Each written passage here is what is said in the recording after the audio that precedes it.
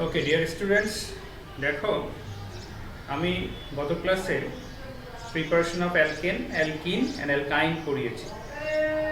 আজকে আমি পড়াবো অ্যালকেন, অ্যালকিন এবং অ্যালকাইন যে বিক্রিয়াগুলো দেয়, যে রিয়াকশনগুলো শো করে, তার মধ্যে অ্যালকিন খুব ইম্পর্টেন্ট একটা রিয়াকশন শো করে, সেটা হচ্ছে মার্কভ-নিকোলস রুল অনুযায়ী addition of H pair to the alkenes. অর্থাৎ এই রিয়াকশনের ক্ষেত্রে আমরা দেখতে পাই যে two types of product is formed, হ্যাঁ, অর্থাৎ একটা মনোব্রোমোপ্রোপেন আর হচ্ছে টু ব্রোমোপ্রোপেন। এই দুটো প্রোডাক্ট কেন তৈরি হয় সেই বিষয়ে আমরা একটু আলোচনা করব। তার আগে আমি একটু দেখি যে সিমেট্রিক এবং অ্যাসিমেট্রিক হাইড্রোকার্বন বা আনস্যাচুরেটেড হাইড্রোকার্বন কি। যেমন দেখো এইখানে প্রোপিনে দেখো ডাবল বন্ডের দুই কার্বনের উভয় পাশে ডিফারেন্ট কার্বন নাম্বার রয়েছে, অর্থাৎ এই পাশে CH2 আছে আর এই পাশে CH3 আছে। সুতরাং এই সাইডটা আমরা যদি একটা প্লেন অফ সিমেট্রি আঁকাই, তাহলে দেখা যায় দুই পাশে ডিফারেন্ট তোমার হচ্ছে গ্রুপ রয়েছে, যার কারণে এটাকে বলা হয় অ্যাসিমেট্রিক আনস্যাচুরেটেড হাইড্রোকার্বন। আবার বলি দেখো অ্যাসিমেট্রিক আনস্যাচুরেটেড হাইড্রোকার্বন। কিন্তু যদি যৌগটা কম্পাউন্ডসটা এইভাবে লিখি CH2 ডাবল বন্ড CH2, তাহলে দেখো এই পাশে যদি আমরা প্লেন অফ সিমেট্রি দিয়ে ভাঙি, তাহলে কি হচ্ছে এই পাশে CH2 এই পাশে CH2, অর্থাৎ উভয় পাশে সেম গ্রুপ রয়েছে। সেইজন্য এটা সিমেট্রিক বা সিমেট্রিক্যাল আনস্যাচুরেটেড হাইড্রোকার্বন। এই সিমেট্রিক্যাল আনস্যাচুরেটেড আর এটা আনসিমেট্রিক্যাল আনস্যাচুরেটেড হাইড্রোকার্বন।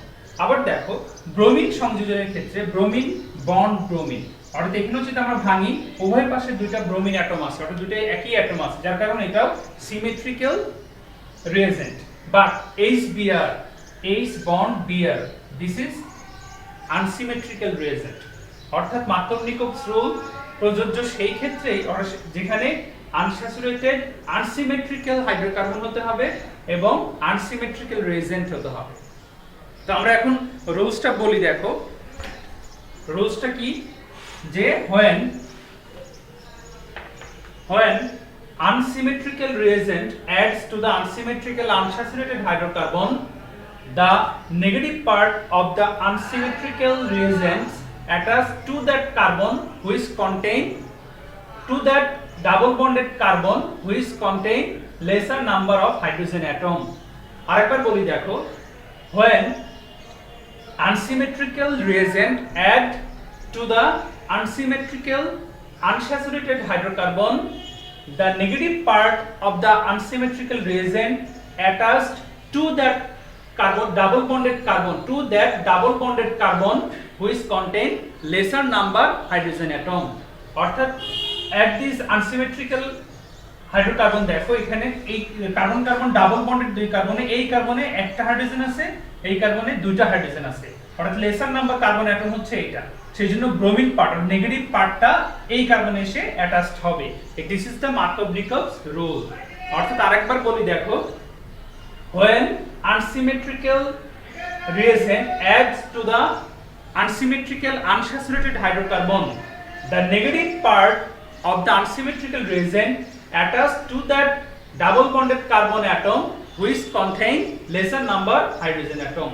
ওকে, এখন দেখো আমরা বুঝে ফেললাম যে এইটাই বিডোমিনেট করবে, অর্থাৎ এইখানে ব্রোমিনটা যোগ হবে সেকেন্ড কার্বনে, অর্থাৎ 2 ব্রোমোপ্রোপেনটা মেজর হবে, প্রায় 80 থেকে 90% এটাই তৈরি হয়, আর 10 থেকে 20% তৈরি হয়।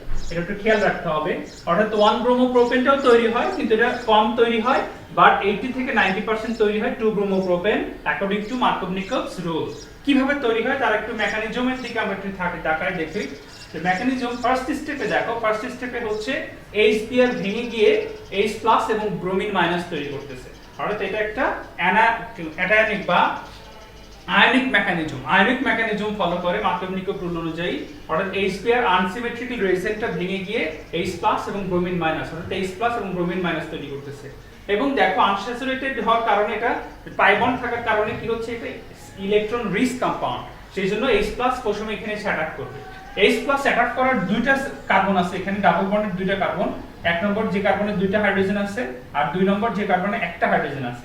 এখন দেখো এক নম্বর যদি কার্বনে আমরা অ্যাটাক করাই, অর্থাৎ CH2 সেখানে যদি অ্যাটাক করাই, তাহলে দেখো তৈরি হয় CH3 CH বন্ড CH3, অর্থাৎ এখানে বন্ডটা ভেঙে গিয়ে এই ইলেকট্রনটা এই হাইড্রোজেনকে দিয়ে দিবে, H প্লাসকে দিয়ে দিবে। Bonded electron pi electron hydrogen accept করবে, করে CH3 CH CH3 প্লাস, অর্থাৎ 2 ডিগ্রি কার্বোক্যাটায়ন তৈরি হবে। এবং আমরা কার্বোক্যাটায়নের স্টেবিলিটি কম্পারিজনে পড়েছি 2 degree carbocation is more stable then 1 degree carbocation. অর্থাৎ এখানে যদি 1 নম্বরে অ্যাটাচড হচ্ছে তখন 2 ডিগ্রি কার্বোক্যাটায়ন তৈরি হচ্ছে, আর যদি 2 নম্বর কার্বনে অ্যাটাক হয় অর্থাৎ H+ যদি 2 নম্বর কার্বনে আসে তাহলে হবে CH3 CH2 CH2+, অর্থাৎ 1 ডিগ্রি কার্বোক্যাটায়ন তৈরি হবে, which is less stable than 2 degree carbocation. অর্থাৎ এইটা বেশি ফর্ম করবে, এটা মোর ফর্ম করবে, মোর ফর্ম হবে, অর্থাৎ বেশি পরিমাণে এটা তৈরি হওয়ার কারণে তখন থার্ড স্টেপে গিয়ে যে ব্রোমিন মাইনাস সে দেখতে পাচ্ছে এটা প্রচুর পরিমাণে আছে, সুতরাং সে মাঝখানে গিয়ে অ্যাটাচড হয়ে যে প্লাস আছে সেখানে গিয়ে অ্যাটাচড হয়ে 2 ব্রোমোপ্রোপেন তৈরি করে ফেলবে। ওকে, আশা করি ক্লিয়ার হচ্ছে।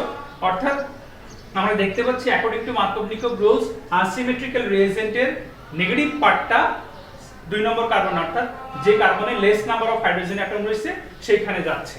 অর্থাৎ এটা মনে রাখার আরেকটা ভালো হচ্ছে তেলা মাথায় তেল দেয়া, অর্থাৎ হাইড্রোজেন সেই কার্বনে যাবে যেখানে বেশি হাইড্রোজেন আছে, অর্থাৎ তেলা মাথায় তেল দেয়া। এই বিষয়টা মনে রাখলে মার্কভ-নিকোভ রুলটা মনে থাকবে, অর্থাৎ হাইড্রোজেন সেই কার্বনে যাচ্ছে যে কার্বনে বেশি হাইড্রোজেন আছে সেখানে তেলা মাথায় তেল দিচ্ছে, এটা মনে রাখলেই হবে। এখন দেখো বিপরীত মার্কভ-নিকোভ, অ্যান্টি মার্কভ-নিকোভ রুল। আমরা এখন যদি অ্যান্টি মার্কভ-নিকোভ রুলে চলে যাই, অ্যান্টি মার্কভ-নিকোভ রুল বা বিজ্ঞানী খাড়াস রুল,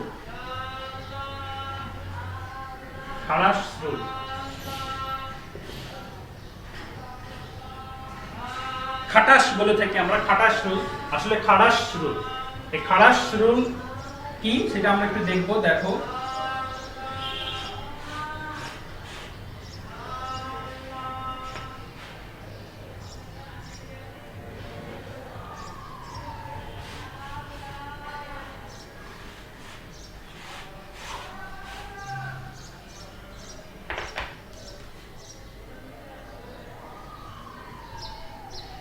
বিজ্ঞানী খাড়াস রুল ঠিক অপোজিটটা দেখায়, অর্থাৎ তার আসলে ল্যাবে কিন্তু তোমার এটা ছিল না, কি ছিল না, 2 ব্রোমোপ্রোপেন ছিল না, ঠিক আছে। সে তখন রিঅ্যাকশন করলো যে মার্কভ-নিকোভ রুল অনুযায়ী, সে তোমার প্রোপিনের সাথে হাইড্রোজেন ব্রোমাইডের রিঅ্যাকশন শুরু করলে দেখলো যে সে 2 ব্রোমোপ্রোপেন পায় নাই, পাইছে 1 ব্রোমোপ্রোপেন। পিছনে কারণ কি, তখন দেখা গেছে যে উনি কিছু যে হাইড্রোজেন ব্রোমাইড নিয়েছিলেন তার মধ্যে হাইড্রোজেন পারঅক্সাইড বা অর্গানিক পারঅক্সাইড রয়ে গেছিল। কিছু হাইড্রোজেন পারঅক্সাইড থাকার কারণে বিক্রিয়াটা চেঞ্জ হয়ে গেছিল। বিক্রিয়াটা চেঞ্জ হয়ে গিয়ে তোমার মনোব্রোমোপ্রোপেন তৈরি হয়ে গেছিল। এবং মনোব্রোমোপ্রোপেন দেখো আগে তা তো ওটা 80 থেকে 90% আর এটা 10 থেকে এইটা এমন হয়েছে যে 99% এটা তৈরি আর মাত্র 1% ওটা তৈরি হয়েছে। 2 ব্রোমোপ্রোপেন দেখো 2 ব্রোমোপ্রোপেন মাত্র 1% তৈরি পাইছে, আর 1 মনোব্রোমোপ্রোপেন বা 1 ব্রোমোপ্রোপেন পাইছে 99%। এর পিছনে কারণ কি? এর পিছনে কারণ হচ্ছে মার্কভ-নিকোভ রুলে আমরা দেখছি আয়নিক মেকানিজম ফলো করছে, কিন্তু অ্যান্টি মার্কভ-নিকোভে এসে দেখা গেছে যে আসলে সে ফ্রি রেডিক্যাল মেকানিজম ফলো করে। অর্থাৎ ফ্রি রেডিক্যাল মেকানিজম ফলো করার কারণে এটা চেঞ্জ হয়ে গেছে। অর্গানিক পারঅক্সাইড অথবা হাইড্রোজেন পারঅক্সাইডের প্রভাবে এটা ভেঙে তোমার মেকানিজমটা চেঞ্জ হয়ে যায়, অর্থাৎ অর্গানিক পারঅক্সাইড বা হাইড্রোজেন পারঅক্সাইডের প্রভাবে ভেঙে যায়, চেঞ্জ হয়ে যায়। তখন আমরা কি বলবো, অ্যাট দ্য প্রেজেন্স অফ, মানে রুলসটা কি বলবো, at the presence of peroxide, at the presence of peroxide the unsymmetrical reagent, when unsymmetrical reagent add to the unsymmetrical unsaturated hydrocarbon, the negative part of the unsymmetrical reagent attached to the double bonded carbon atom which contain more number of hydrogen atom, clear? Okay, আরেকবার বলি দেখো, at the presence of peroxide, when unsymmetrical reagent attached to the add to the unsymmetrical unsaturated hydrocarbon, the negative part of the unsymmetrical reagent attached to that double bonded carbon atom which contain more number of hydrogen atom, অর্থাৎ এই কার্বনে যুক্ত হবে, কারণ এখানে একটা carbon hydrogen আছে, এখানে দুইটা হাইড্রোজেন আছে, অর্থাৎ যেখানে বেশি হাইড্রোজেন আছে নেগেটিভ পার্টটা অর্থাৎ ব্রোমিন পার্টটা সেই কার্বনে যুক্ত হবে, সেটাই প্রিডোমিনেট কম্পাউন্ড হবে, অর্থাৎ মোর কম্পাউন্ড, অ্যাবাউট 99% কম্পাউন্ড হবে। তো এখানে কি ঘটনা ঘটে আমরা একটু দেখে নিই। দেখো হাইড্রোজেন পারঅক্সাইড বা অর্গানিক পারঅক্সাইড যেটাই হোক না কেন, এটা আগে ভেঙে যায় হাফ অ্যারো দ্বারা বোঝায় যে এটা হলো হোমোলাইটিক ফিশন হয়েছে, অর্থাৎ ও বন্ড এইচ দুইটা OH ফ্রি রেডিক্যাল তৈরি করে। এই OH ফ্রি রেডিক্যাল পরে HBr এর সাথে সংযুক্ত হবে, HBr প্লাস O ডট। এটাও হোমোলাইটিক ফিশন হবে। হোমোলাইটিক ফিশনের মাধ্যমে ভেঙে গিয়ে একটা H এর সাথে যুক্ত হবে, ওই H2 তৈরি করবে আর ব্রোমিন ফ্রি রেডিক্যাল ফ্রি হয়ে যাবে। ব্রোমিন ফ্রি রেডিক্যাল ফ্রি হয়ে যাবে। পরে সেকেন্ড স্টেপে গিয়ে, এটা হলো ফার্স্ট স্টেপ রিঅ্যাকশন, সেকেন্ড স্টেপে গিয়ে কি হবে, অ্যাটাচড হবে CH3। সেকেন্ড স্টেপ দেখো, ফার্স্ট স্টেপে ব্রোমিন ফ্রি রেডিক্যাল তৈরি হলো, ফার্স্ট স্টেপে আমরা কি পাইলাম, ব্রোমিন ফ্রি রেডিক্যাল। সেকেন্ড স্টেপে দেখো কি হয়, CH3 CH ব্রোমিন অ্যাটাক করবে, CH2 double bond plus bromine free radical. এই ব্রোমিন ফ্রি রেডিক্যাল এই কার্বনে অ্যাটাক করতে পারে, এই কার্বনে অ্যাটাক করতে পারে। যদি প্রথম কার্বনে অ্যাটাক করে তাহলে কি হবে দেখো, CH3 CH CH2 Br free radical.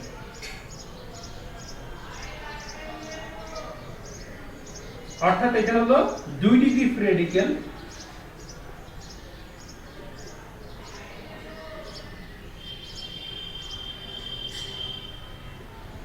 2 degree free radical more stable. আর যদি সেকেন্ড কার্বনে অ্যাটাক করে তাহলে হবে CH3 CH Br CH2 free radical. অর্থাৎ this is 1 degree free radical which is less stable, just like cation carbocation. অর্থাৎ কার্বোক্যাটায়নের ক্ষেত্রেও একই সেম জিনিস, কারণ এটা ইলেকট্রন ডেফিশিয়েন্ট গ্রুপ। অর্থাৎ ইলেকট্রন ডেফিশিয়েন্ট গ্রুপ হওয়ার কারণে 2 degree free radical is more stable and 1 degree free radical is less stable. এত স্টেবল 2 ডিগ্রি ফ্রি রেডিক্যাল এখানে দেখা যায় 99% ওটা তৈরি হয়, মাত্র 1% এটা তৈরি হয়। যার কারণে থার্ড স্টেপে গিয়ে CH3 CH CH2 Br HBr আবার সে ভেঙে যায় গিয়ে CH3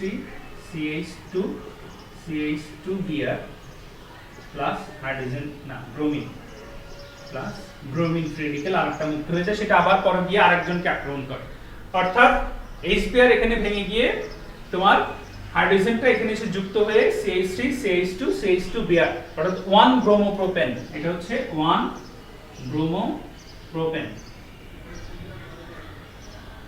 অর্থাৎ অ্যাকর্ডিং টু অ্যান্টি-মার্কভ-নিকোভস রুল বা খারাস রুল আমরা বলতে পারি যে আনসিমেট্রিক্যাল আনস্যাচুরেটেড হাইড্রোকার্বনের ক্ষেত্রে যে কার্বনে বেশি number more number of hydrogen আছে সেই কার্বনে নেগেটিভ পার্টটা আনসিমেট্রিক্যাল রিয়েজেন্টের নেগেটিভ পার্টটা এসে অ্যাড হয়ে যাচ্ছে।